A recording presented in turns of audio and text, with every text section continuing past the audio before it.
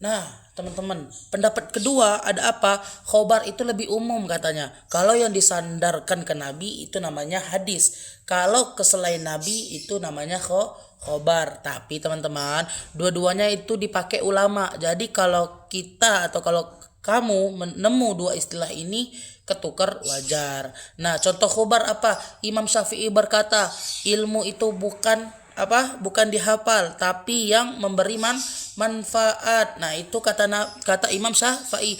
Itu apa teman-teman? Itulah yang dinamakan khobar karena disandarkan ke siapa? Ke Imam Syafi'i. Karena apa? Karena Imam Syafi'i yang berkata. Oke teman-teman, kita lanjut ke apa? Hadis sunnah. Nah, visualnya apa teman-teman? Yaitu gambar Nabi, timeline, siroh. Nah, kita bedah nih untuk poin hadis sunnah. Nah, kalau tadi itu khobar umum, sekarang kita kerucutkan lagi. Nah, apa itu definisinya apa? Hadis sunnah adalah semua yang disandarkan kepada Nabi Muhammad SAW, yaitu mencakup 4 hal. Yang pertama ada qauli, yang kedua fi'il, yang ketiga takriri, dan yang terakhir ada sifati.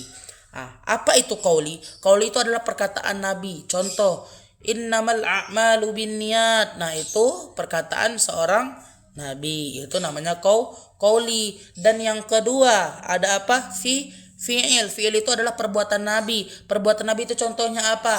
Nabi melakukan cara Nabi sholat nih. Itu adalah perbuatan Nabi. Cara Nabi wudhu itu adalah perbuatan Nabi. Dan yang ketiga ada apa tadi? Takriri, yaitu adalah ketetapan Nabi. Contohnya apa? Yaitu ada sahabat yang melakukan sesuatu di depan Nabi dan Nabi diam dan setuju. Nah, diamnya Nabi itu adalah atau artinya setuju, itu adalah ketetapan seorang nabi. Itu dinamakan takriri. Dan yang terakhir ada apa sih? Sifati, yaitu sifat nabi baik fisik maupun akhlak. Contoh, nabi itu orangnya yang paling dermawan. Nah, itu adalah sifat Nabi. Jadi ingat teman-teman, selama disandarkan ke Nabi itu adalah hadis. Nah, lalu apa bedanya hadis dengan sunnah? Nah, sering ketukar juga nih untuk kita. Sunnah itu isinya apa? Yaitu ajaran Nabi. Hadis itu adalah wadahnya atau tempatnya. Nah, makanya hadis itu kotak bekalnya. Nah, fungsi hadis sunnah ini apa teman-teman? Menjelaskan Al-Quran.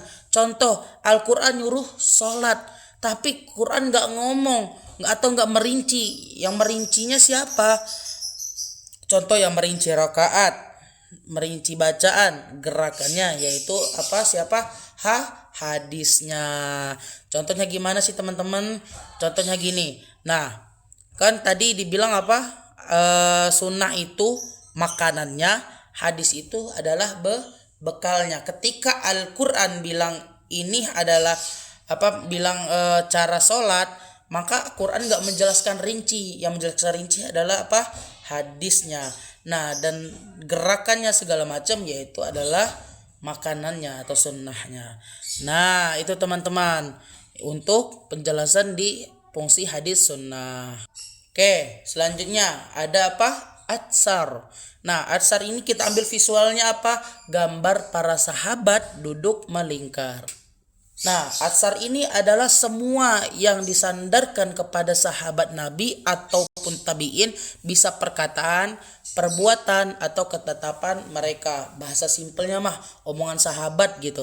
Nah, kata atsar artinya itu jejak. Jadi ini jejak yang ditinggalkan para sahabat. Contohnya apa? Contoh atsar dari seorang sahabat, yaitu Sayyidina Ali bin Abi Thalib berkata, orang yang paling berakal adalah yang paling banyak mengingat mati. Itu atsar. Jejaknya tuh. Jejaknya siapa? Jejaknya sahabat tadi. Siapa sahabatnya? Sayyidina Ali bin Abi Thalib. Contoh lagi atsar dari siapa? Dari tabi'in. Nah, Hasan Al-Basri Bukan, Hasan Al-Basri berkata, dunia itu rumahnya orang yang tidak punya rumah. Itu juga atsar. Asar dari siapa? Dari tabi'in. Siapa sih tabi'innya tadi? Hasan Al-Basri. Lah toh. Kedudukan atsar itu bukan wahyu. Jadi hukumnya tidak sekuat hadis Nabi, tapi tetap jadi rujukan. Apalagi kalau atsar ini bukan dari khulafaur rasyidin. Banyak ulama fikih yang menjadikan asar ini sebagai sahabat untuk dalil. Nah, bedanya dengan hadis ini apa? Kalau ujung sanadnya mentok ke nabi yaitu hadis. Tapi kalau sanadnya mentok ke sahabat yaitu adalah atsar. Nah, pembahasan yang terakhir yaitu adalah hadis qudsi. Kita ambil visualnya apa? Cahaya, efek kaligrafi Allah berfirman. Nah, ini teman-teman, ini yang paling spesial dari dan sering bikin kita bingung nih. Nah, definisinya apa sih tentang hadis qudsi ini?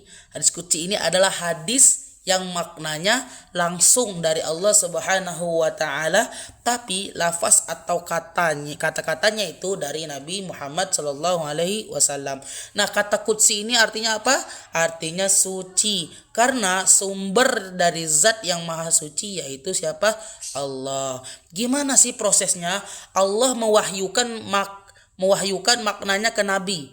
Nah, lalu Nabi menyampaikan dengan bahasa beliau sendiri.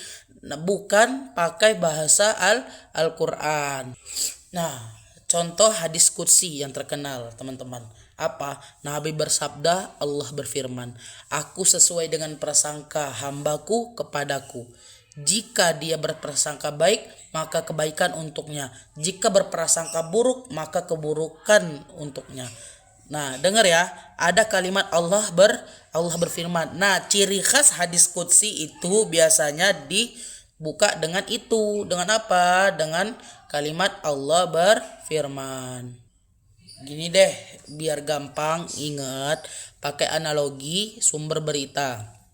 Bayangin, ada satu berita penting. Yang pertama khobar. Ada orang yang nyampein berita ke siapapun itu. Dan kedua hadis. Hadis ini yang nyampein beritanya ini ke presiden langsung nih, contoh. Dan yang ketiga atsar. Atsar ini yang nyampein beritanya ke menteri. Dan yang keempat itu adalah hadis qudsi yang nyampein beritanya presiden, tapi isi beritanya dititipkan langsung dari raja. Jadi teman-teman, urutan dari paling umum ke paling khusus. Yang pertama dari khobar lanjut ke hadis baru ke hadis qudsi, dan terakhir baru langsung ke atsar. Itu jalurnya beda. Jalurnya dari mana? Dari sahabat. Intinya teman-teman, belajar istilah ini bukan untuk pamer, tapi biar kita lebih hati-hati pas nerima ilmu, biar tahu ini dari siapa, ketetapannya dari siapa, asal usulnya dari mana.